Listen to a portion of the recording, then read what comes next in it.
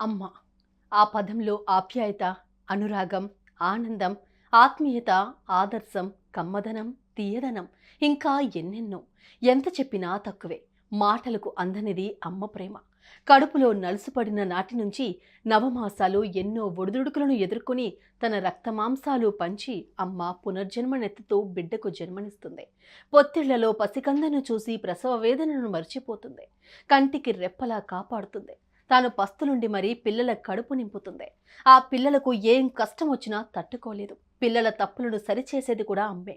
కానీ ఈ కూతురు సరిదిద్దలేని నేరం చేసి జైల్లో ఉంటే ఓ తల్లి పడే వేదన వర్ణనాతీతం.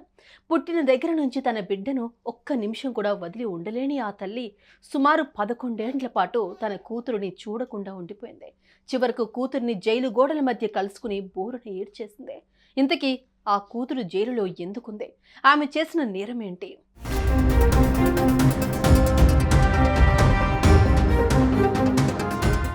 కేరళకు చెందిన నిమిషా ప్రియా తన భర్త కూతురుతో కలిసి యెమెన్లో స్థిరపడింది. 2014లో ఏర్పడిన ఆర్థిక సంక్షోభం కారణంగా ఆమె భర్త, కూతురు తిరిగి ఇండియాకు వచ్చేశారు. అయితే నిమిషా మాత్రం ఇండియాకు రాలేదు. ఇక్కడే ఉంటూ తన వ్యాపారాన్ని కొనసాగించాలనుకుంది. యెమెన్లో వ్యాపారం కొనసాగించాలంటే అక్కడున్న వారి సహాయం తప్పనిసరి. కాబట్టి 2015లో ఆమె తన భర్త స్నేహితుడైన అలాల్ అబ్దో మహాదీ సాయంతో ఆసుపత్రిని నిర్మించడం ప్రారంభించింది.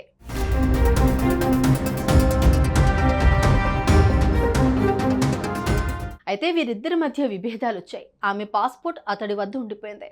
అది ఇవ్వమంటే తలాల్ ఆమెను ఇబ్బందులకు గురిచేస్తాడు. తన పాస్పోర్ట్ తీసుకునేందుకు 2017లో అతడికి మత్తుమంది ఇంజెక్షన్ ఇచ్చింది. కానీ అది కాస్త వికటించి అతడు మృతి చెందాడు.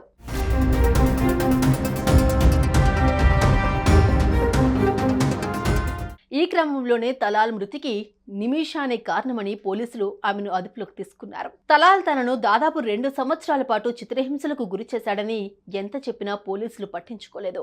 పాయిజన్ ఇంజెక్షన్ ఇచ్చి ఉద్దేశపూర్వకంగానే ఆమె అతడిని హత్య చేసిందని పోలీసులు భావించారు.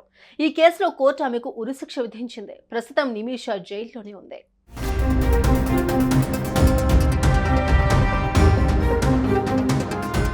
ఇక అక్కడి జైలులో శిక్ష అనుభవిస్తున్న కూతురిని సుమారు 11 ఏళ్ల తర్వాత కలుసుకుంది ఆ తల్లి. ఇక కూతురుని చూసిన తల్లి కన్నీటి పర్యంతమైంది. నిమిషాతో కొన్ని గంటల పాటు జైలు గోడల మధ్య గడిపింది.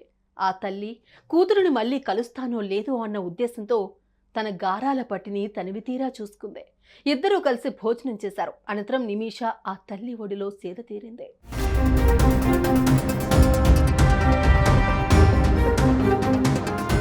11 ఏళ్ల తర్వాత కూతురుని చూసిన ఆ తల్లి కన్నీటి పర్యంతమైంది. ఆ దృశ్యాన్ని చూసిన మిగిలిన ఖైదీలు కూడా కన్నీళ్లు పెట్టుకున్నారు. ప్రస్తుతం ఈ న్యూస్ సోషల్ మీడియాలో వైరల్గా మారింది. సుమన్ టీవీలో మీ పర్సనల్ అండ్ బిజినెస్ ప్రమోషన్స్ కోసం కింది నెంబర్కి కాంటాక్ట్ చేయండి.